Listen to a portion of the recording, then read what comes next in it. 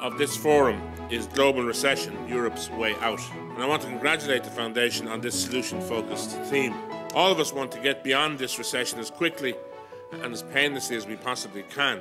I believe the Foundation, through its many research and communications initiatives, will be of valuable assistance to us as we seek to reach a common understanding of the challenges we face as a union and as individual member states in the period ahead.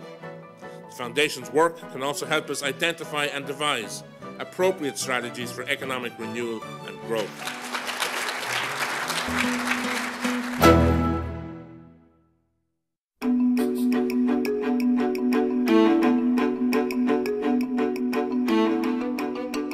How solid is the present recovery, and how long-lasting will it be?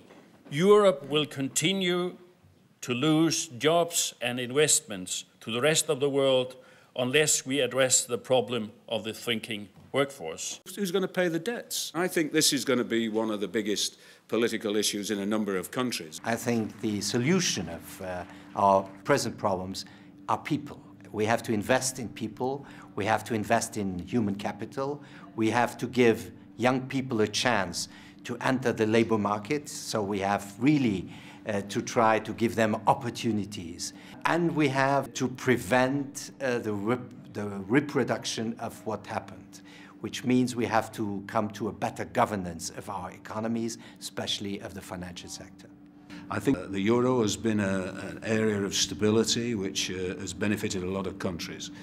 But I do think that Europe's got to do a lot more on unemployment and for jobs, and particularly for the young. Youth unemployment is going up at twice the rate of the average unemployment, and to be a school leaver, a university leaver, is a terrible year to be doing that at the moment.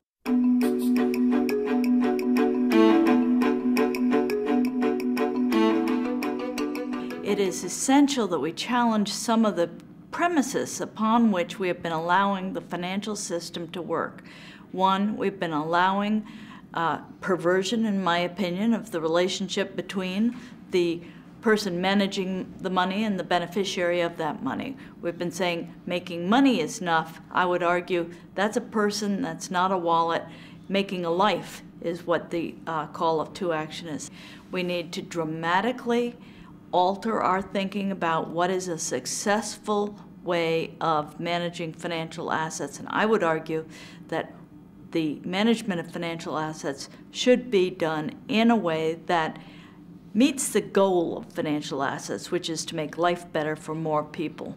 The recovery is now taking shape, but is still very fragile. So I consider that the crisis is still there. And so if you want to make sure that this crisis will not come back, we need to reform our financial system. We need to have this stronger support to jobs creation. And we need also to make sure that those in risk of poverty will be protected.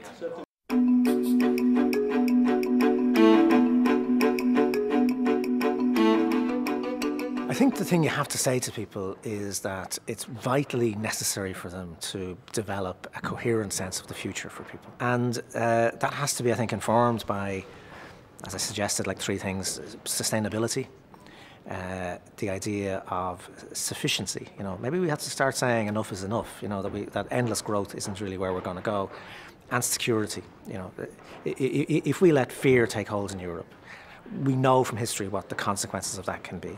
So there's a real collective, urgent need to develop a sense of public security for people. The labor market programs have to make sure that the economic crisis that we're going through now does not translate into a full-blown social crisis.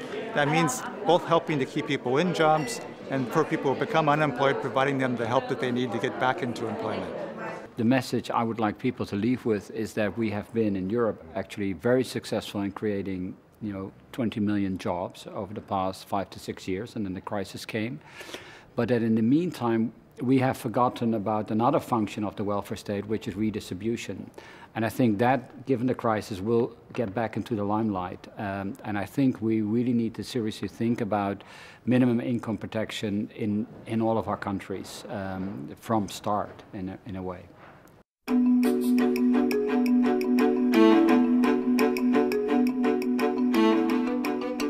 The role of government is key, vital, but let's recall government did not create this crisis. The financial services industry created this crisis. An important role for government going forward is going to be to clip those wings, to make certain that a few people making a lot of money cannot bring down millions of people globally again. Along with protecting or restoring economic growth overall, there needs to be also a social policy to make sure that workers who've lost their jobs in the recession manage to weather the storm and benefit from the recovery as well. We have to start articulating for people, what's the core of decent living? What do we actually need to have as human beings in Europe in the 21st century in order for people to be able to live reasonably happy and fulfilled lives? So, there's actually kind of big philosophical things we have to do, and we can't avoid them. There's always a tendency to say, look, we'll get to that stuff after we deal with the economics. My view is we can't deal with the economics unless we really quite fundamentally shift the priorities. And now we have to build the future. We have to strengthen common policies in different areas in R&D. We have not to become the losers after the end of this crisis. And I think we have to invest in the future.